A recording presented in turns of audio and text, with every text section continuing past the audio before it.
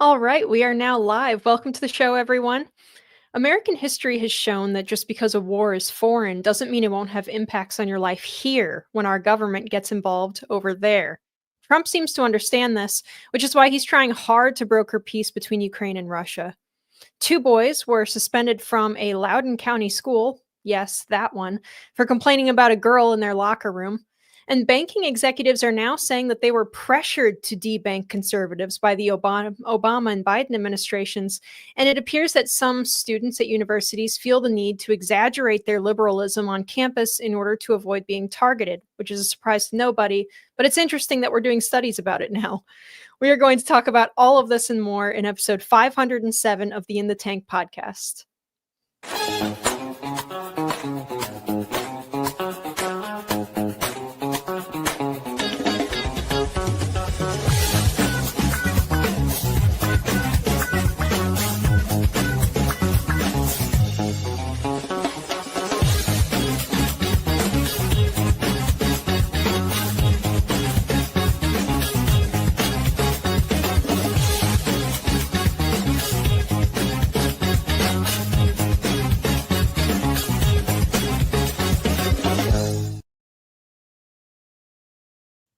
All right, welcome to the In the Tank podcast, everyone. I am Linnea Lukin, your host. We also have Jim Lakely, Vice President of the Heartland Institute, and we have Sam Karnick, Senior Fellow at the Heartland Institute. Now, guys, to open up here, we usually do a little chit-chat at the top of the video. I want to get your thoughts on this. What do you think about changing In the Tank's name to In the Now, since everybody is rebranding at the moment? That's perfect. We'll have to change our ideology, I suppose. Yeah. Well, for people who are wondering what that reference was in mirth, it was that you may have seen it this week that MSNBC they're being sold off by Comcast NBC. In fact, Comcast is selling off a lot of their cable properties. MSNBC is probably the least attractive one, so they are going to be cutting all ties to NBC News, including the NBC name. And so they're changing their name to MS Now, which it could be BS Now, because that's what it is currently. So I don't know why they don't change it to that, but it's quite humorous. And we were kicking this around in the in chats here at the Heartland Institute this week. And I don't know, I put the over under on the channel as it will now exist. And MS Now was going to stand for My Source News, Opinion, and the World. So great. That's really, really super clever. I think AI could definitely come up with something better than that, and certainly something better than their logo. But I give that network at most 18 months of survival before they finally just pull the plug on the whole thing once it's separated from NBC.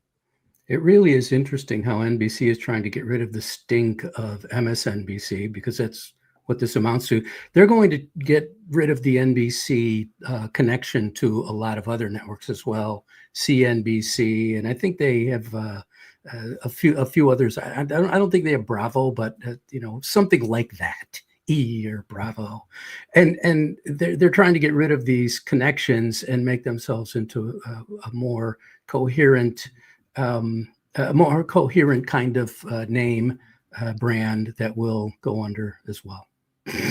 Yeah, and people are not too happy about Cracker Barrel's rebranding either. Right.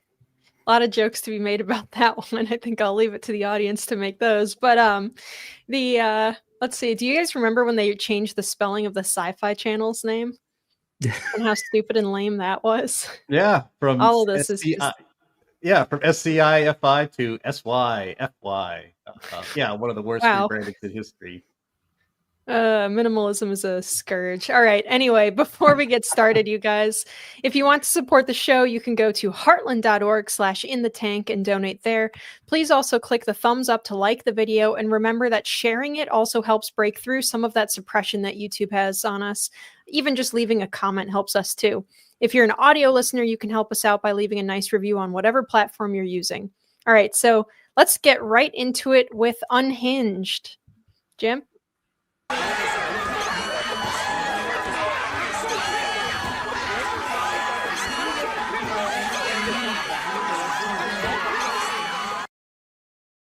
Wow. All right. Great job. Thank you very much. We finally got to use my drop for Unhinged this week. I'm so happy. All right. So there are some boy students who have been suspended over a girl being in their locker room.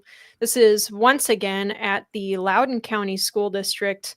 It's amazing that they keep popping up on the same kind of issue track. If you remember that awful story from a while back, the same district kept the sexual assault of a girl secret in order to protect their transgender bathroom policy. Well, here they are at it again. From ABC 7 News, Loudoun County Public Schools will suspend 2 boys who attend Stonebridge High School because their interactions with a female student who identifies as male and chooses to use the boys' locker room at school.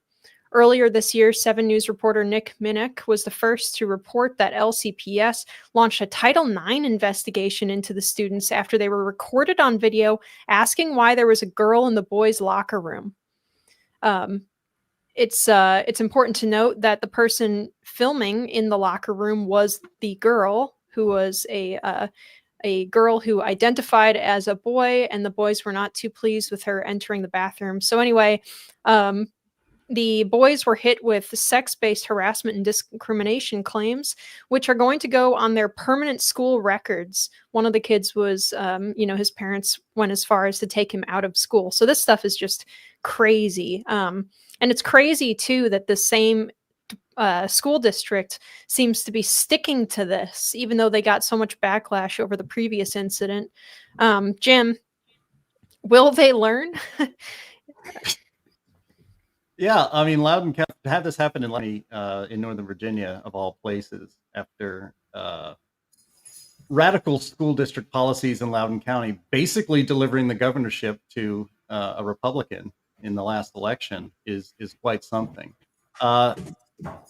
It's funny if not to be, well, we'll just come out and say it. This would be different, I suppose, or maybe people would perceive it as differently if a female felt uncomfortable with biological males being in their private spaces. But, here it is, boys being uncomfortable with girls being in their private spaces, biological girls. And that's a real thing. Look, the fact that this is even happening in schools to adolescents, and this has been going on for years. I mean, that this trend, this mania is fading, but it's, as this story shows, it's not completely gone.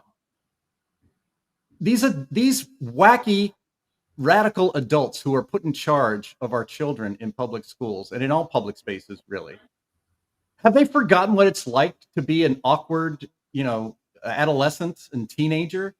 How, whether you're a boy or a girl, if you're between the ages of 12 and 17, that you just feel really weird and your hormones are racing and you're very emotional and you have, you're not a confident person for the most part. Even the most popular kid in school, when you were in school, had these same issues and hangups and did not want, all of these things were uncomfortable.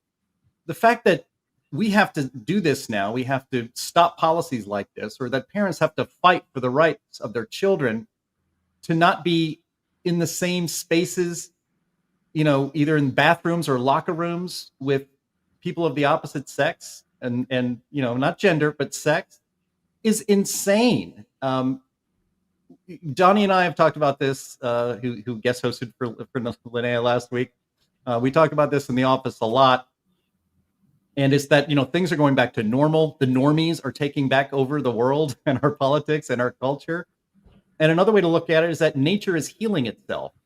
That the only way these radical policies are sustainable is if these radical leftists remain in power, but more than that, that normies feel like they can't fight it because they can't win, because they think they don't have any power. What we're learning over the last, the election was not even a year ago. What we're learning over just the last several months is that the power of the majority, not to oppress, smaller groups of the minority, but just to enforce traditional social norms that exist for reasons, for really good reasons. That power exists, and we're finally seeing it exercised, and it's a very good thing. Shame on this story even showing up in Loudoun County of all places. Absolutely.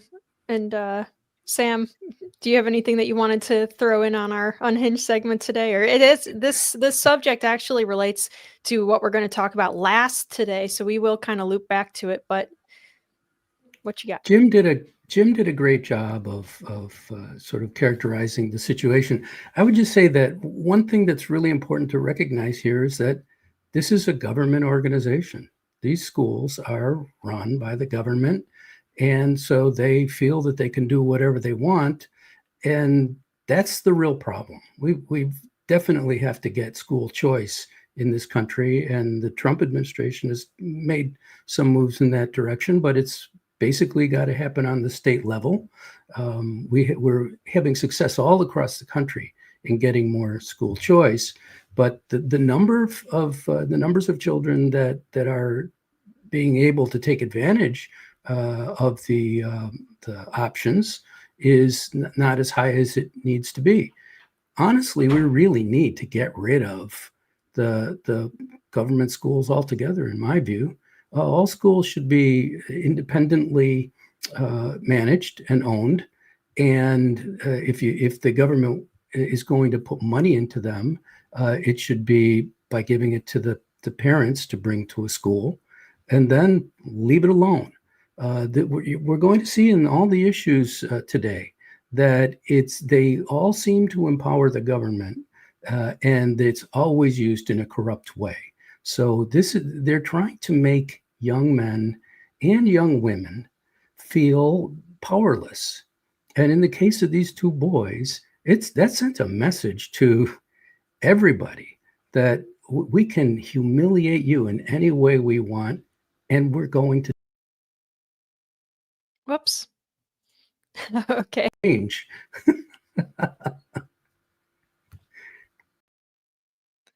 We have a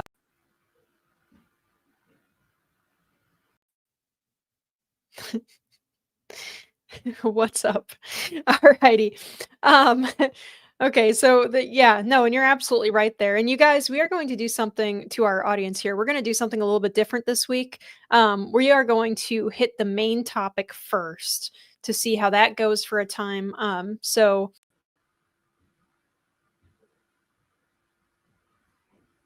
I don't know if you can hear me when I'm not on screen. What we are going to be looking at is how war leads to government overreach. Last week and into this week, most of you guys know, Trump met with Ukraine President Zelensky and Russian President Putin to try to begin negotiations to end the war. He also met with other European leaders in a way that was very funny, I thought, to solidify his position with all of them.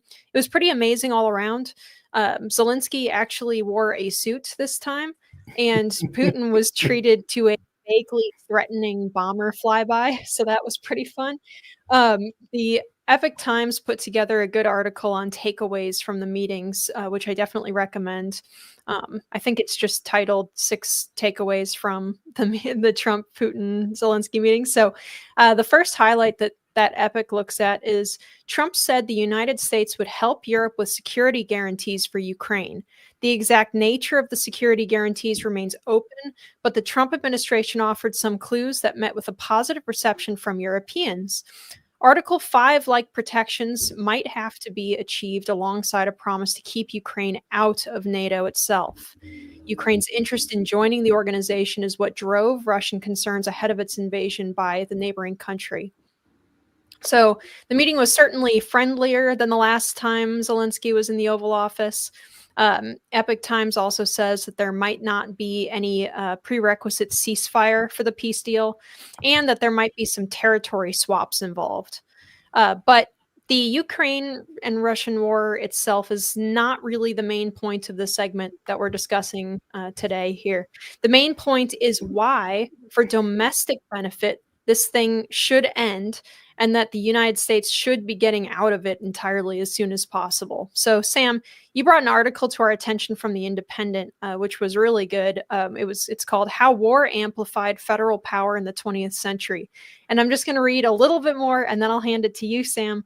And that article opens with, "After surveying the Western world in the past 6 centuries, Bruce Porter concluded a government at war is a juggernaut of centralization determined to crush any internal opposition that impedes the mobilization of militarily vital resources. This centralizing tendency of war has made the rise of the state throughout much of history a disaster for human liberty and rights. As a cause of the development of big government in the United States, however, war seldom receives its due." So, now, this being a Heartland Institute podcast, I am absolutely sure that we could all take the entire hour talking about Woodrow Wilson alone. But we don't have time for that. So, Sam, what would your elevator pitch be on this concept here? I love the way you put that question. Well, my elevator pitch would be that it almost seems sometimes that the purpose of war is to expand government, because the outcomes of wars, especially wars that the United States has been involved in over the past century or so, are always ambiguous at best, if not just basically disastrous.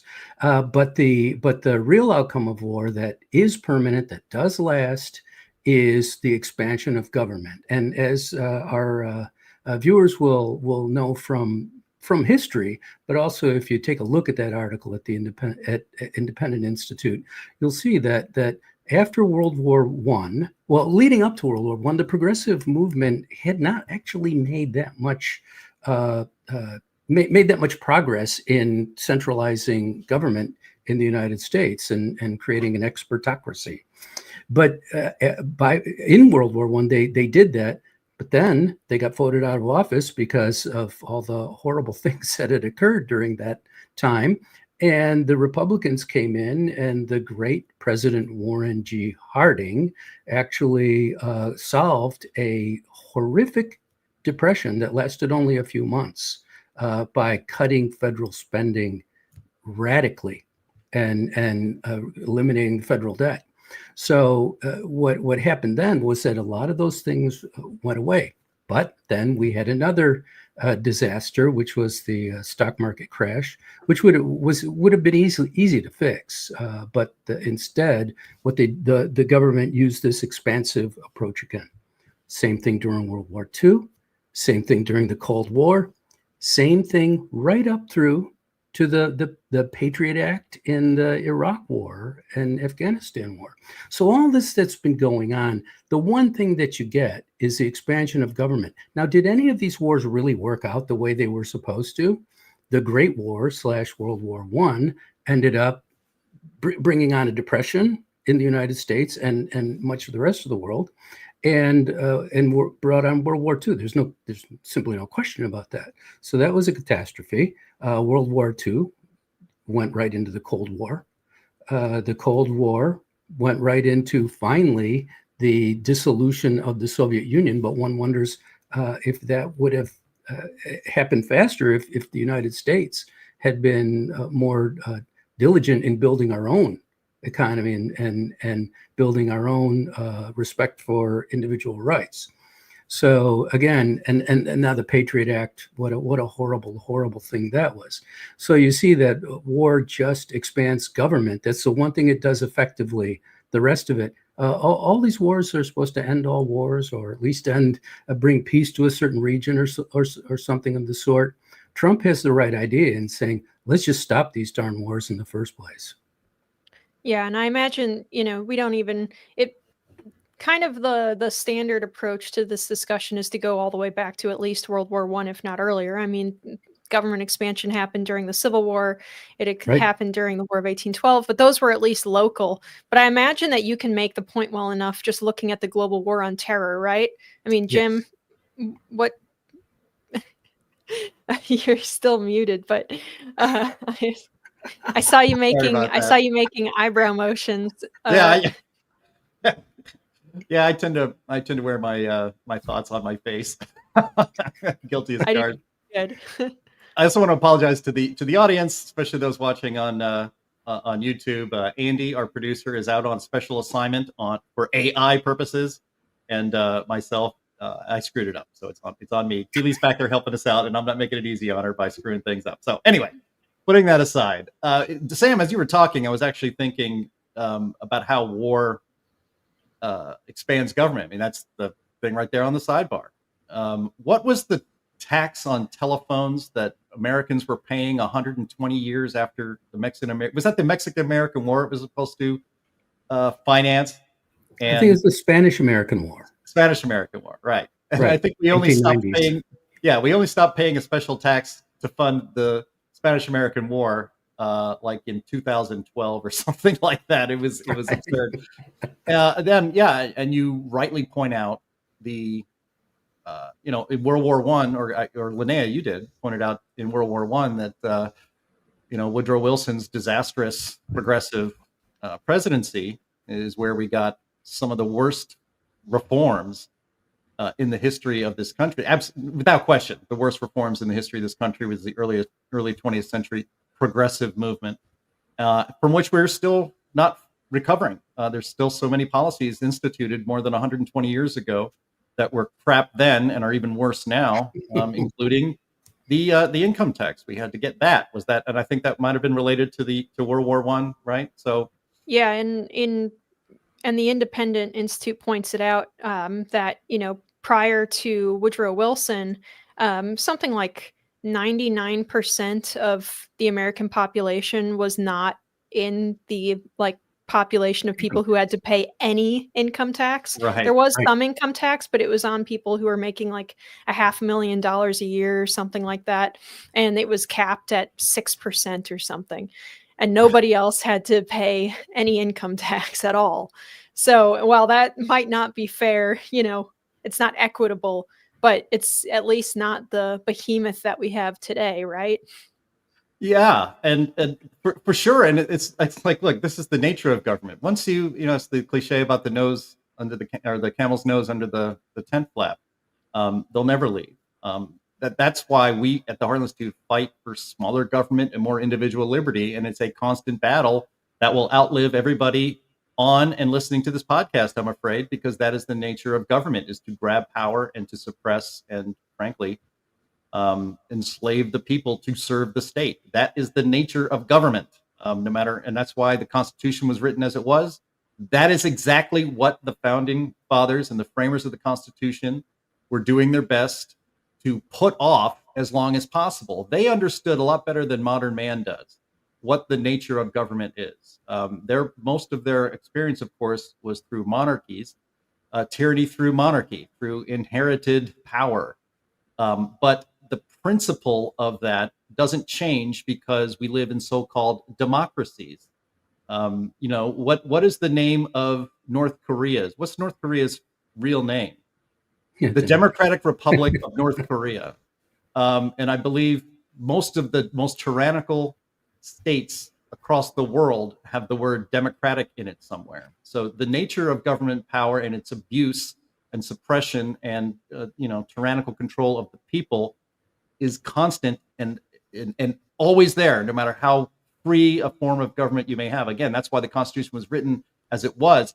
I actually have always long thought that I didn't think, George Washington, James Madison, Thomas Jefferson, the rest of the founding fathers, I don't think that any of them believed that they were creating a permanent state of liberty, that the country they were creating would last as long as the Roman Empire. They were practical and wise men. They were just trying to do their best to have liberty last as long as it could. Maybe in their dreams that it would last forever or last. Gosh, I would imagine Ben Franklin, especially, one of the older and wisest of all of the founding fathers, that famous quote, it could be apocryphal, but, he walked out of the Constitutional Convention and an old woman on the street says, well, what kind of government do we have, Mr. Franklin? He goes, a republic, if you can keep it. I would think Ben Franklin would be the most surprised that we've lasted. Now it'll be 250 years next year.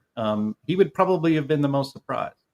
And so, but just one last point, we can move on from this, but talking about how war abroad expands government, and an expanded government always leads to less individual liberty and less freedom for everybody, economic freedom, personal freedom, and all the rest. As you mentioned, Linnea, the war on terror. We have entire departments in the government now because 2 airplanes flew into the World Trade Center and another one into the Pentagon, and then another was taken down in a field in Pennsylvania. The Department of Homeland Security would not exist. I was reading an article, Tulsi Gabbard this week, she gets black for everything she does, but she's apparently going to lay off and dismiss 40% of the intelligence community under her authority as the director of national intelligence. People are like, oh my God, 40%. We're just going to be attacked again, or it's disaster. Most of the people that she's getting rid of are redundant. Like, there are the number of intelligence agencies we have in this country, who, by the way, are not supposed to be collecting intelligence on you and me, on American citizens, but they do this anyway because they abuse their power, because of course they do. She's a lot of this stuff that these intelligence agencies are investigating and keeping an eye on are done by like 5 different quote unquote intelligence agencies in the federal government. And a lot of this expansion has happened since 9/11. So yes, a war abroad may not seem important to your liberty, but as history shows, a war abroad can affect your liberty a lot, and almost always does, and almost always in a way that takes it away from you. Well, I just want to add that those intelligence agencies lied to us repeatedly for the past half dozen years. They actually lied to us repeatedly for a dozen years before that, and a dozen years before that. They've been lying to the American people since their inception.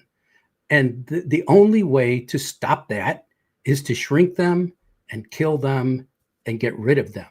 They're used more to keep the American people in line than to do anything to other countries. And it is absolutely disgusting.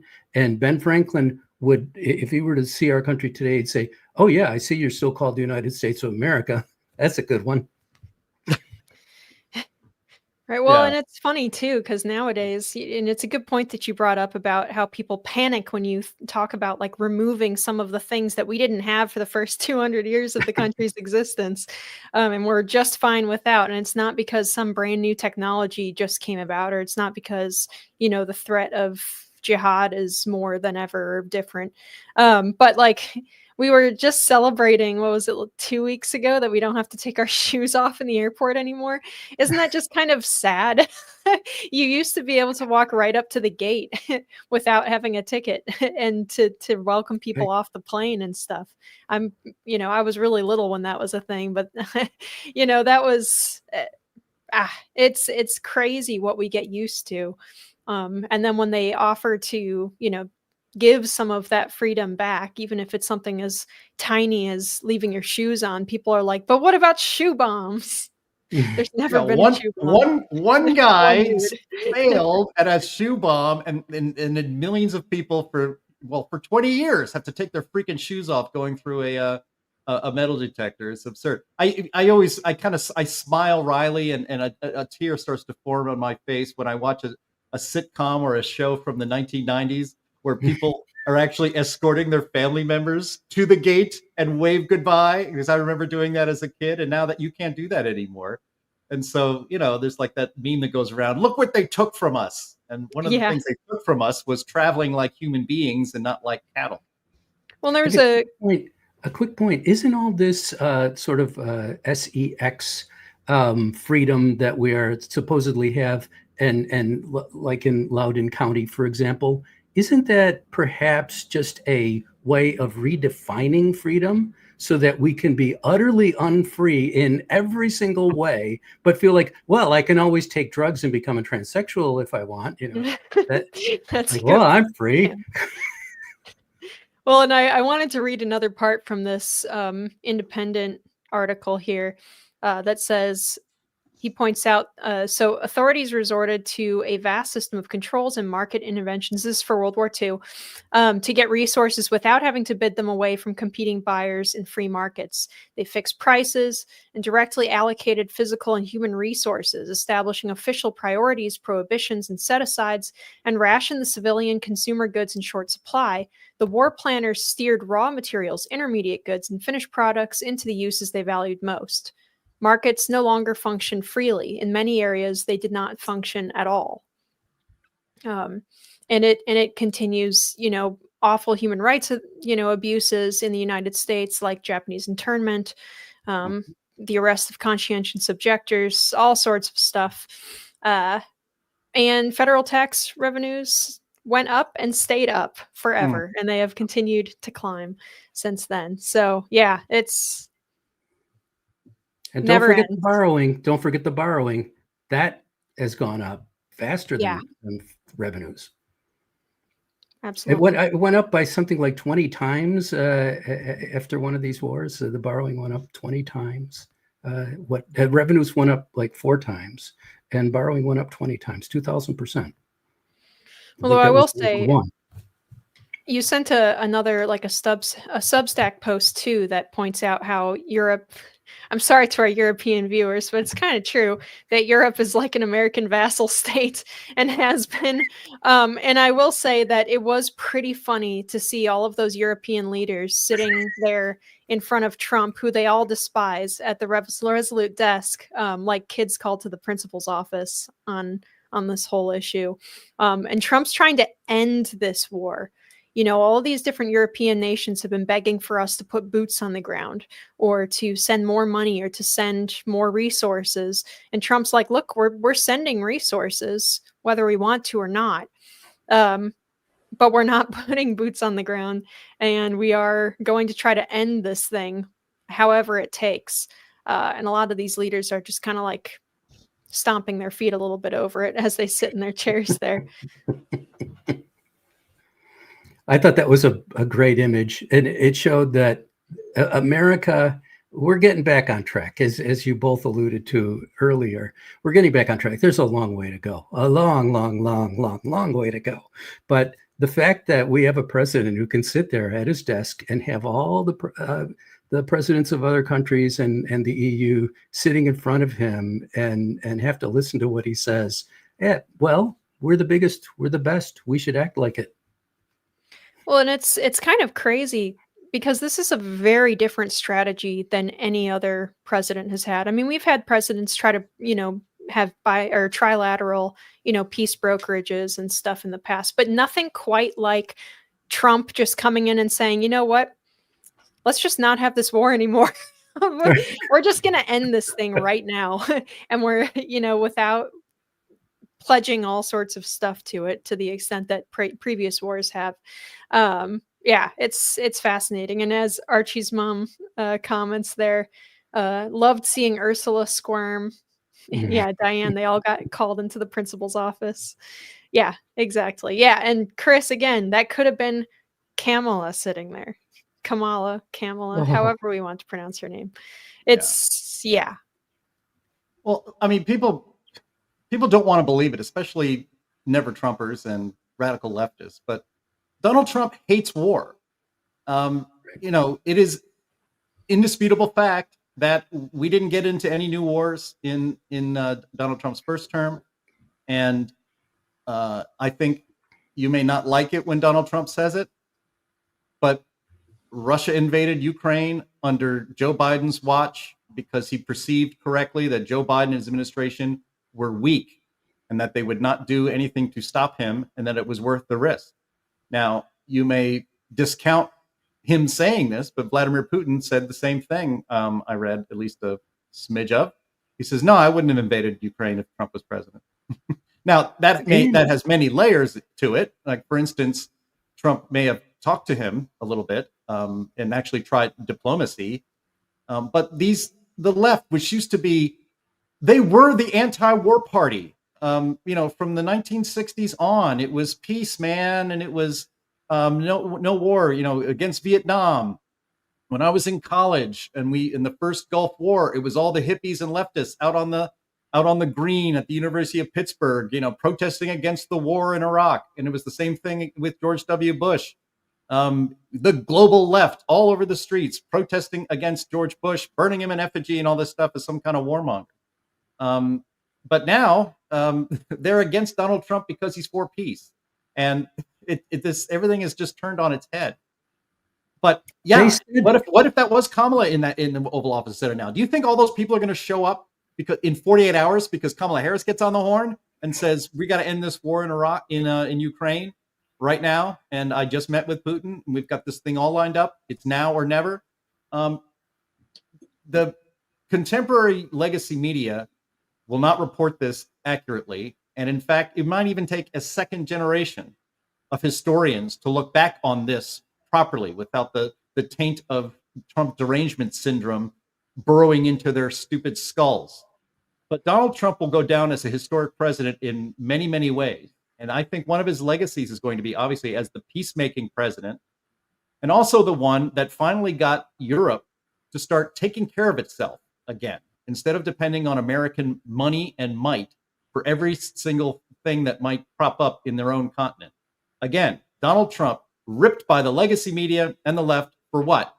For making NATO adhere to the obligations of the NATO treaty and spending enough on their own defense so that we don't have to pay for everything.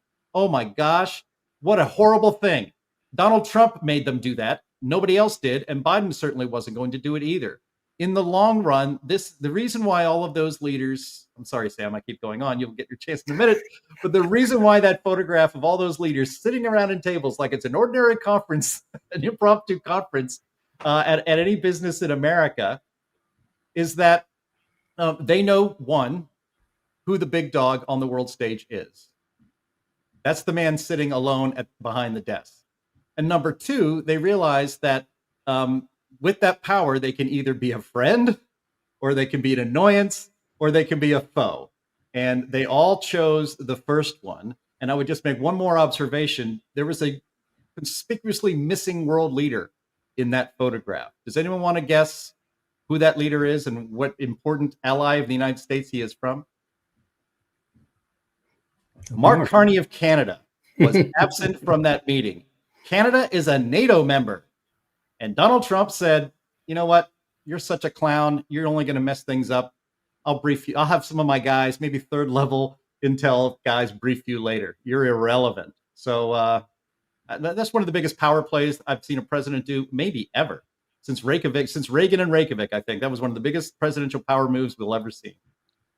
Yeah, Trump was definitely not messing around on this one.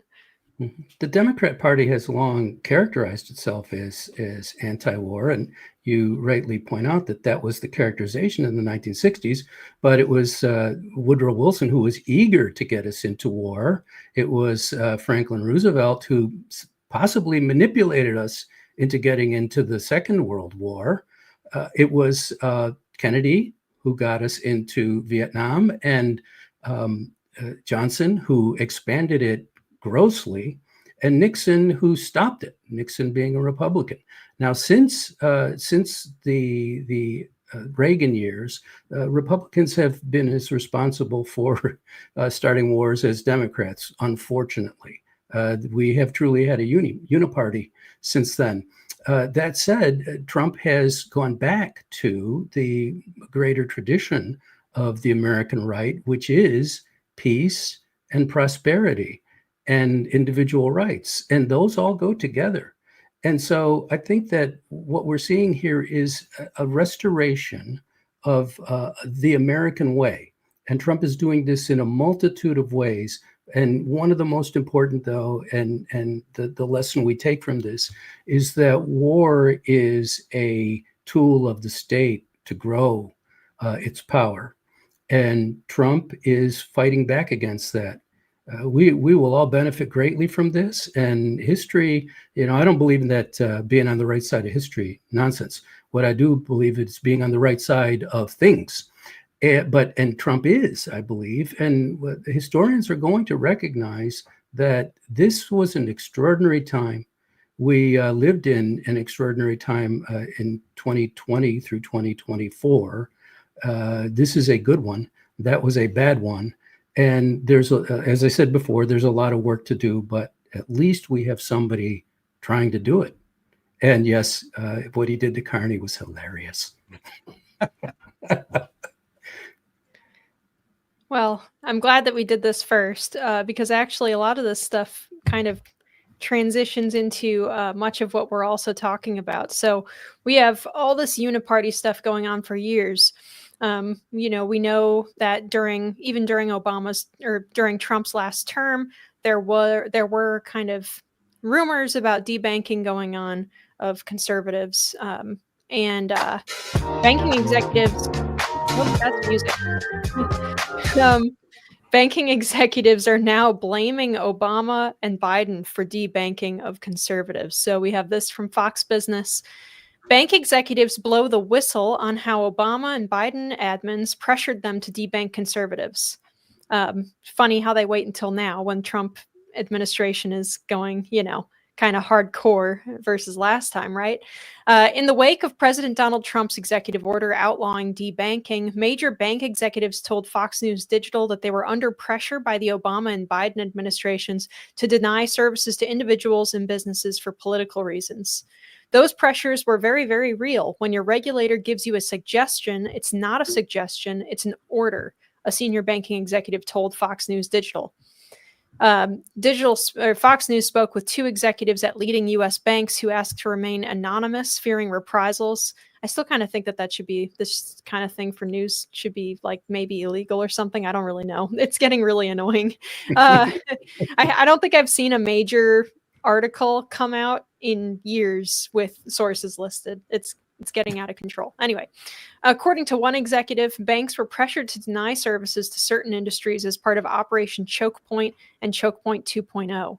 House Oversight Committee report found that Operation Choke Point was a DOJ task force whose aim was to choke out legal companies disfavored by the Obama administration. They worked with bank regulators to label certain industries, including firearms sales, as high risk. This is why a lot of FFL holding businesses, like firearms businesses, have a hard time getting payment processors to work with them. So the first banking executive said that while regulators may have good intentions, their worldviews will inevitably influence their decisions, and that there are real reasons to think there were political considerations. Rather than get on the wrong side of the regulators, banks would preemptively refuse to take certain clients. So Jim, do you think that this is all, like 100%, just government's fault? Or are banks also doing a little CYA as the Trump administration begins to investigate Biden and Obama's administrations? I don't want to be put in a position to be empathizing with global banking executives. However, a part of me, and I try to look at things fairly and try to put yourself in their position. What would you do if the federal government, if the president of the United States, backed up by intel committees, and who knows what they have on me, says, look, you can play ball with us, which is we're going to try to do something illegal. We wouldn't be able to do this as the government. But we have these industries and these individuals that we don't like. And we want to destroy them, their industries, and also ruin the lives of individual people. Now, you can debank them, and here's a list of excuses you can use to end their ability to participate in the financial system of the United States and the world. Or I could just pick up the phone to whatever half dozen, at least, regulatory agencies affect your industry and put you out of business. So what is it going to be, Guy? Are you gonna help us out here and make sure that firearms companies can't get financial services? Are you going to help us out here and make sure that John Eastman, a person who had a lot of respect, still has mine as an attorney, but he defended Trump and his fake, stolen election narrative. So you're going to ruin you better ruin him, or we're going to ruin you. So again, I don't want to be in the position of defending the honor of bank executives, but put in that position, they really gave them no choice. And it really annoys me. If you listen again to the legacy media, they will tell you to this day that Barack Obama's presidency was scandal-free. We had never had a scandal-free presidency that went on for 2 terms until that guy was president underneath me, Barack Obama. Of course, the truth of this is that all of this started happening under Barack Obama, that the left's routine exercise of their power is to punish their enemies. It's like on one of the top 3 on the list. What is the use of having all of this power if you can't crush your enemies with it? It's not. Where's the fun in that? So this is not being reported. You might notice that this story was from Fox Business. You will not see this discussed on the network Sunday morning chat shows. But this, along with many other things that we're discovering, finally, a lot of truth is coming out thanks to Donald Trump and his appointments to key positions in government, like Tulsi Gabbard, like Kash Patel at FBI, and all of these agencies where their mission now is to expose the abuse of power against you and me, the American people, that have been going on since way back in the Barack Obama administration. All of these things that they thought would be swept under the rug or would never be exposed are now being exposed. And the fact of the matter is, this is an egregious and criminal abuse of power. Criminal abuse of power.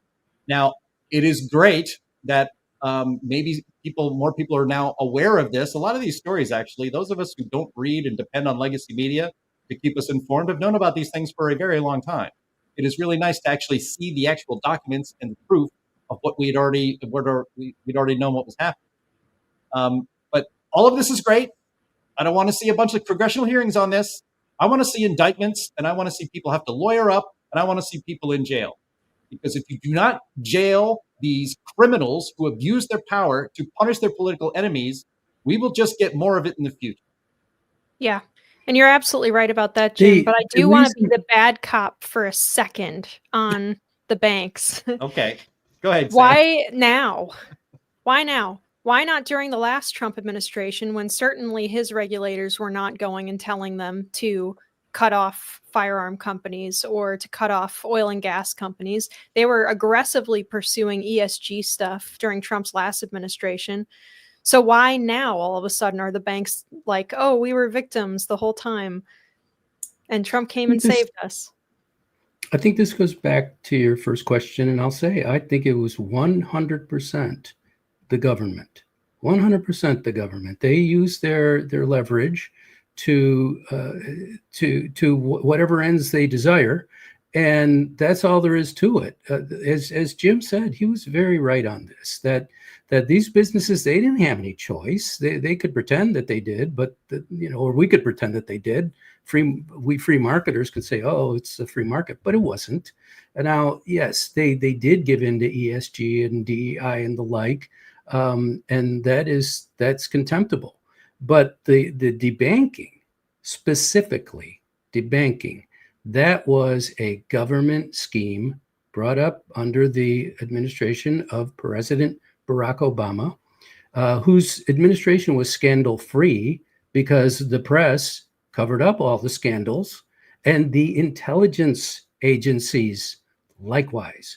So when we talk about debanking, we also need to look at Russiagate, which is an absolute, it's the biggest part of it, that they would actually try to destroy a presidential candidate in that way, and then destroy a subsequent presidency.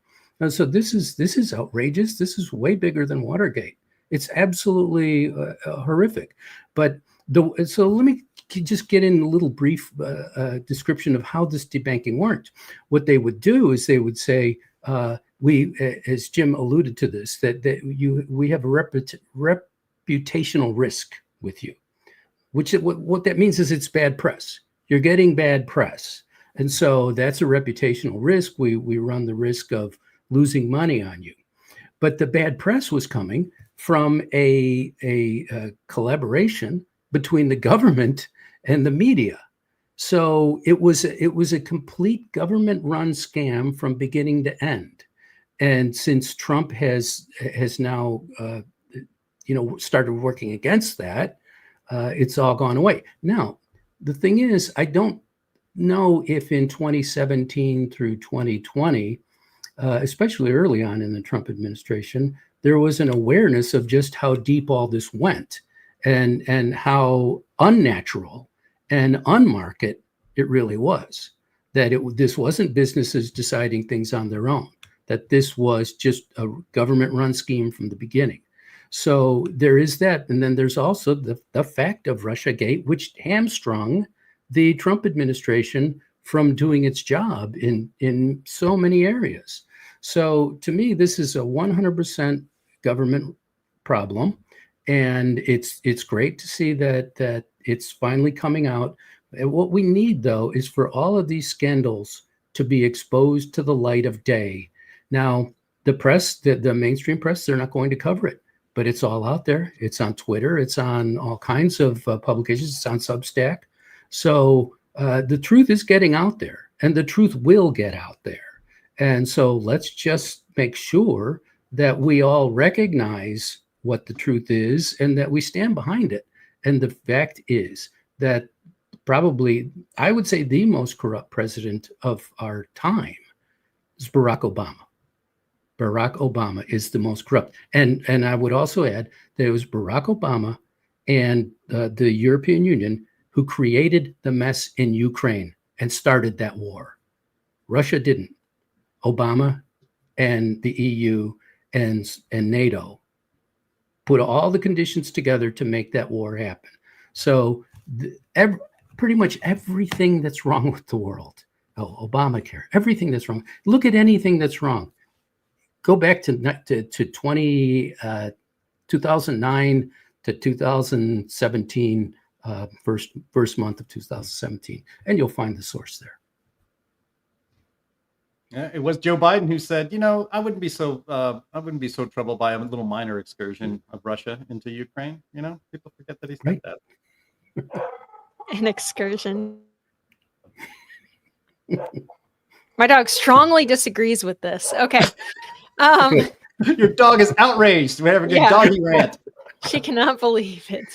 All right. So, and I'm sorry about that, you guys. Hopefully it's not too bad. Hang on just a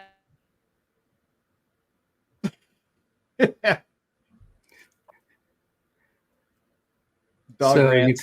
Was that just the end of the that David Bowie song where he yells, "Shut up"? Well, yeah, pretty much. Playing his guitar loudly. No, she's ticked off that somebody is daring to deliver mail to the front door. So anyway, our final segment here, guys, that I just want to get to briefly because I think it's really interesting and it actually ties back into Unhinged a bit.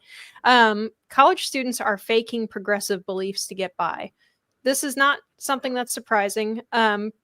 We've always known this. The Hill reports on a study that came out from Northwestern, which asked students a variety of questions. I'm fairly confident that this article written by these college professors got a lot of help from ChatGPT. Don't ask me why, but it's got my antennas up, and we're going to play a game soon. The audience is going to love what we're going to do in coming weeks here. But anyway, one of the questions asked of students was, have you ever pretended to hold more progressive views than you truly endorse to succeed socially or academically? 88% of respondents said yes. The researchers said that they were shocked by that result. And they argue that this isn't just an annoying thing that students have to put their heads down and commit to for a couple years to get through their classes, so they can get out of there. It actually turns out that doing this over and over again actually changes the way that your brain works. So in public, they say, students echoed expected progressive narratives. In private, their views were more complex. 87% identified as exclusively heterosexual. So this is tying into the gender identity question, which is one of the specific areas that they looked at because it's political, but it's not necessarily explicitly political. So 87% identified as exclusively heterosexual and supported a binary model of gender. Only 9% expressed even partial openness to the gender fluid concept, and just 7% embraced the idea of gender as a broad spectrum. Most of those belong to activist organizations on campus. So perhaps the most telling of all, 77% said that they disagreed with the idea that gender identity should override biological sex in domains like sports, healthcare, or public data, but they said they would never voice that disagreement aloud. The researchers wrote that early or late adolescence and early adulthood represent a narrow and non-replicable developmental window. During this stage, individuals begin the lifelong work of integrating personal experience with inherited values, forming the foundations of moral reasoning, internal coherence, and emotional resilience. But when belief is prescriptive and ideological divergence is treated as a social risk, the integrative process stalls. Rather than forging a durable sense of self through trial, error, and reflection, students learn to compartmentalize. Publicly, they conform. Privately, they question, but often in isolation.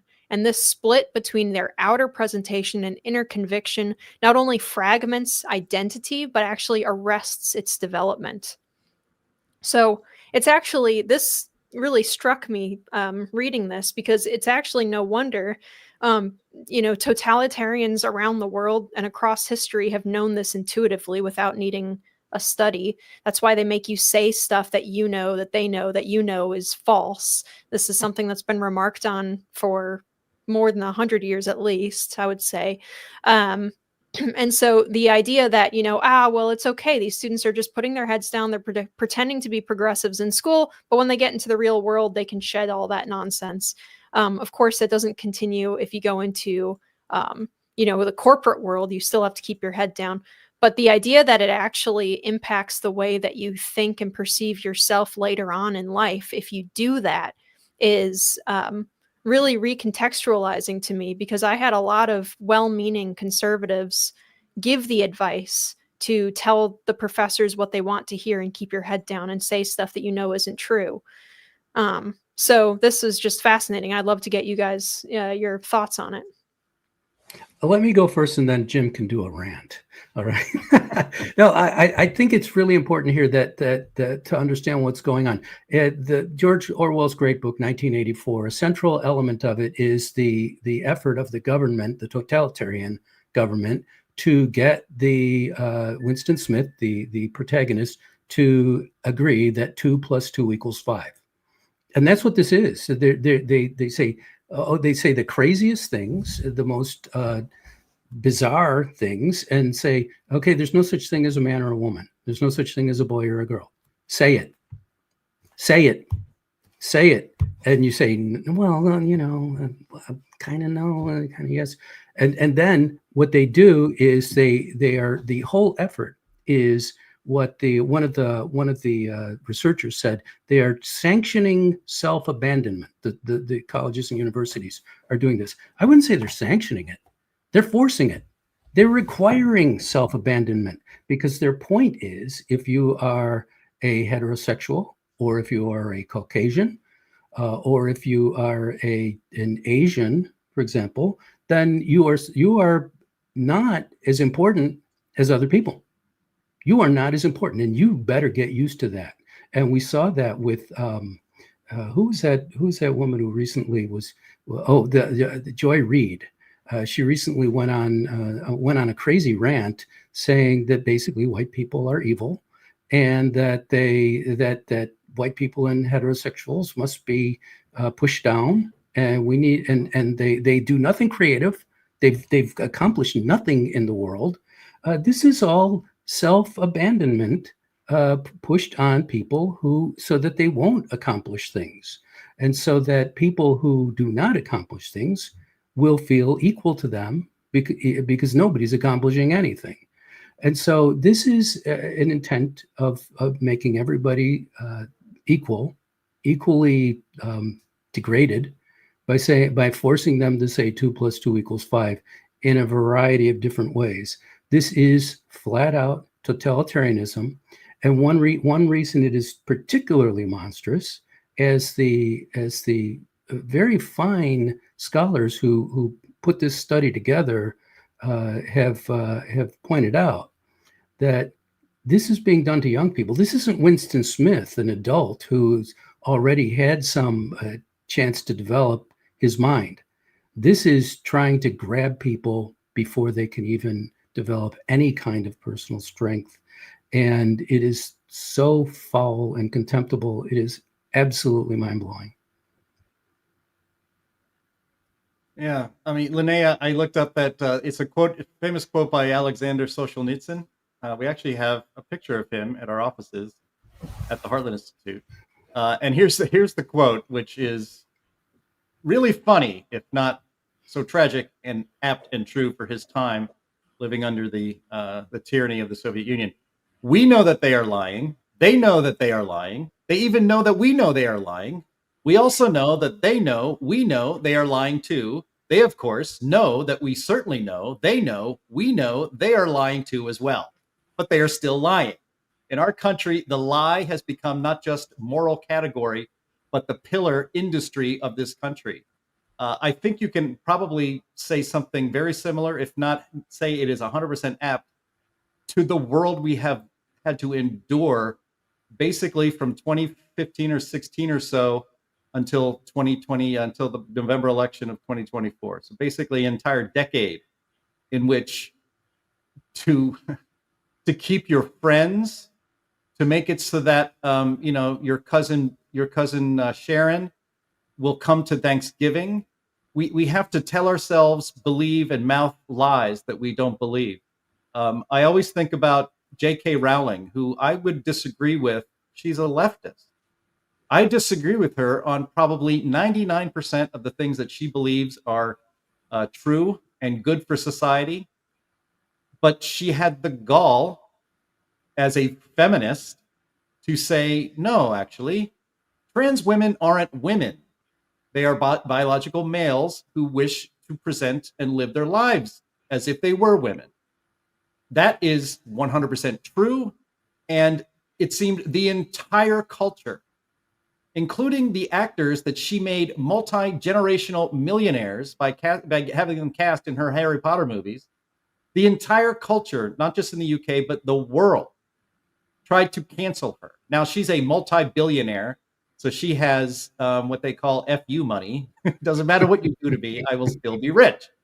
But to have most people on, and her defenders online were conservatives and people on the right. In fact, prominent conservatives. I think she was actually annoyed that arch conservative Matt Walsh was one of her most prominent public defenders. She was not happy with that, but she said, "I guess I got to take what I could get." And the point here that the people who did the study make is that, yes, at that age, as a high school student, as a young college student, being forced basically to publicly say what you don't really believe does have an insidious, nefarious, negative effect on your brain and the way you may think. I went through college. I went to the University of Pittsburgh from 1988 to 1992.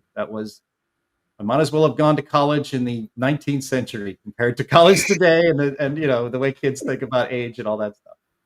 But even then, obviously the campus environment in the 80s and 90s was leftist. It was. I got a B in a public speaking class, and I know why I got it. It wasn't that I was bad at public speaking. It was because I advocated every time for the conservative argument.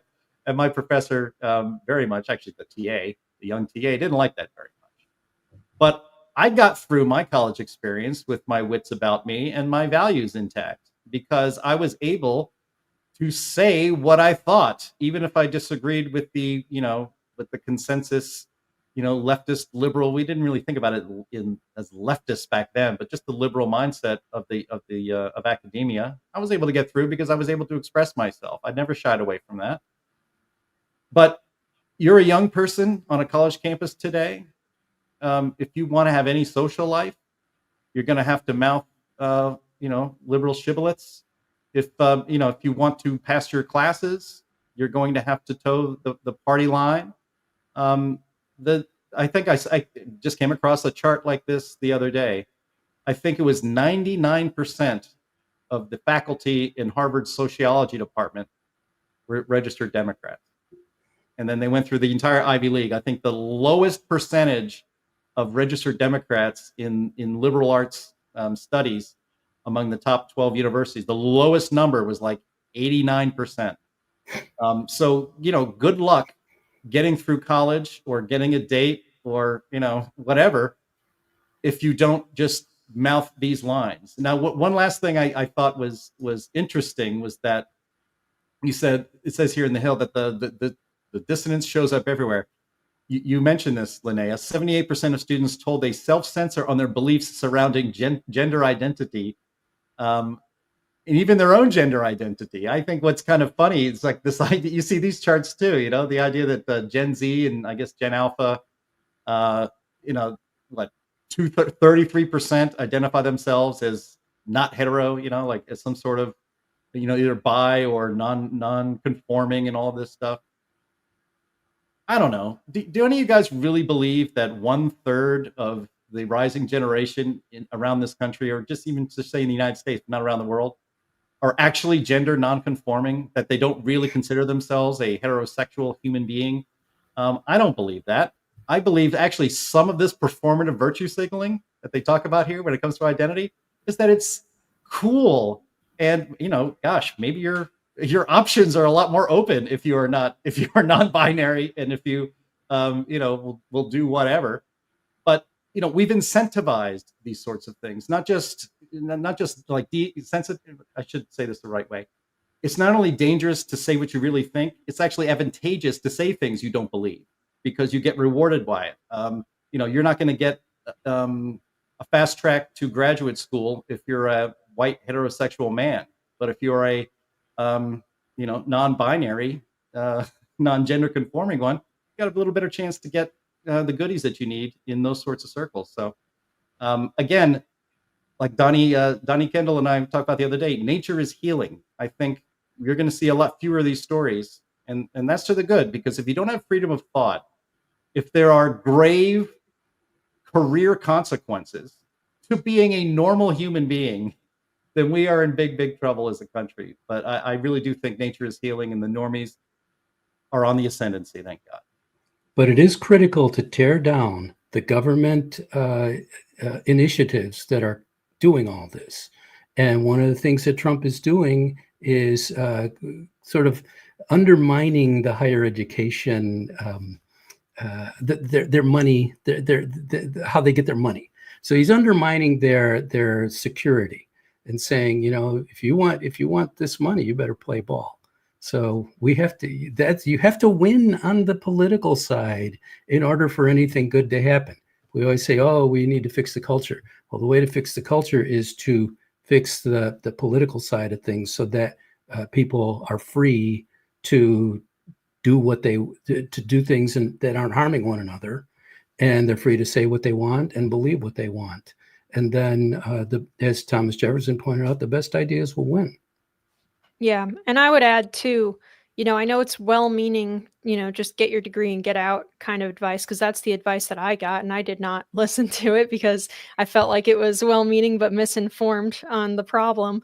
And I think that this study and studies like it kind of reconfirm my belief in that. But to our audience, if you have young people in college and they ask you, well, I'm right-wing, I don't know what to do, don't tell them to lie.